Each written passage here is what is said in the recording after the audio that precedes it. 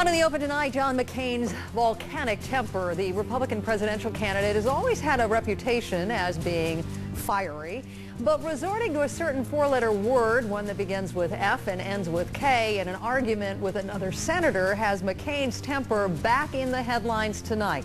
So will it make any difference with voters? Let's go to tonight's Out in the Open panel. CNN contributor Roland Martin, Ben Ferguson, a nationally syndicated radio talk show host, who's the author of It's My America Too. Well, actually, you're looking at Thom. We never got to see Ben. Thom Hartmann is also with us tonight, a radio host on air. There he is. But we're talking about Thom's book, who is the author of Screwed, the Undeclared War Against the Middle Class. All right, Ben, we're going to start with you since you had the shortest of those introductions and we never saw your face. I want to show the audience how John McCain has talked and admitted about this problem he has with anger. And here's what he had to say. I have a temper, to state the obvious, which I've tried to control with varying degrees of success because it does not always serve my interest or the public's, but there are things worth getting angry about in politics, and I have at times tried to use my anger to incite public outrage. Is his temper fair game or even relevant to this race? No, I mean, it's fair game, but the reality is this is a classic example of a politician knowing he's got a problem and wanting to out it himself in a book, and that's what John McCain did. He knows he has a short temper. He knows he has an anger management problem, and when you see this man and you look at his anger, I mean, the joke is in Washington when you work closely with John McCain, it's congratulations, you're working for him, so have you started sending out resumes yet? Because it's such a hostile environment to work for this man, and you look at him and you see this man and you see what he's doing. He's running for president. I don't want a guy like that who drops his temper that quickly to be able to be in charge of things with national security when you can have a knee-jerk reaction, and that's why it's fair game. It's not. He's not a commentator. He's not a talk show host. He's a man running for president of the United States of America, and his personality and his anger management problem is something that I think is relevant to everyone that votes for him, because if we get attacked, I don't want him to jump to something. Roland, do you think it's relevant, or do you think this is a man who has tremendous passion about issues that count? I mean, God forbid we have a president who actually has some passion. If it's a matter of anger management... This president has plenty of passion. No, one Roland. Who does? Roland is... First of all, Roland.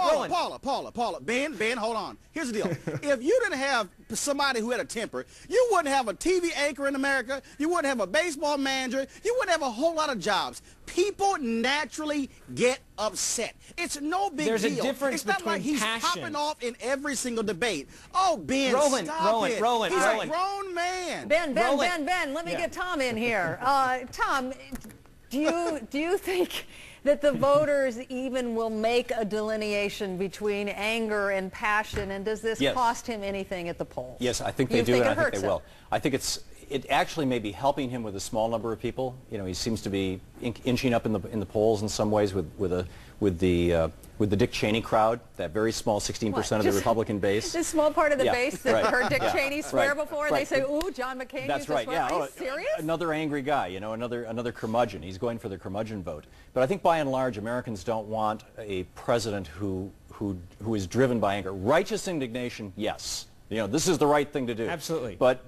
But a president who speaks and says this is, you know, who's just gratuitously angry, it falls apart. It doesn't work. I want to close tonight, gentlemen, with something sound that has just come to us, and it's comment Senator McCain had to make about his political rival Mitt Romney when he was asked about Romney's criticism of the Senate's immigration deal last week. Let's listen.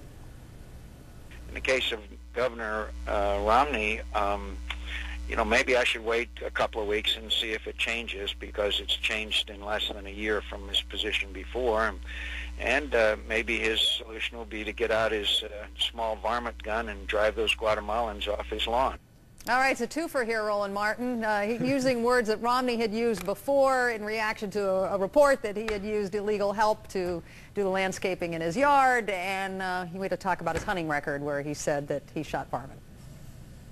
Well, I mean, I didn't hear him cursing anybody out on that. I mean, the bottom line is it's fair game. Was it a cheap shot? And so Yeah. No, it wasn't a cheap shot. It's called, when you're running for president, you're going to have people criticize you for statements that you make. Wait a minute, and the you gotta Republicans, take it like a man. Ben, your crowd, you ran commercials. You ran commercials about John Kerry. Flip, flop, flip, flop. He's saying the same thing about Romney. What's the difference? But all I'm saying is when you have a man like McCain, he reminds me of my grandfather. When he got older, he figured, you know what, I've been around long enough, I can say whatever I want to say to anyone and I don't care. That makes me nervous. You're being president of the United States of America, not a talk show host. You have to handle yourself much better. Thom, quick final word. This, again, is Romney, You hear the music playing? Yeah. We didn't mean to make you lose it with that, but it certainly is interesting to talk about. Gentlemen, thanks so much for your time.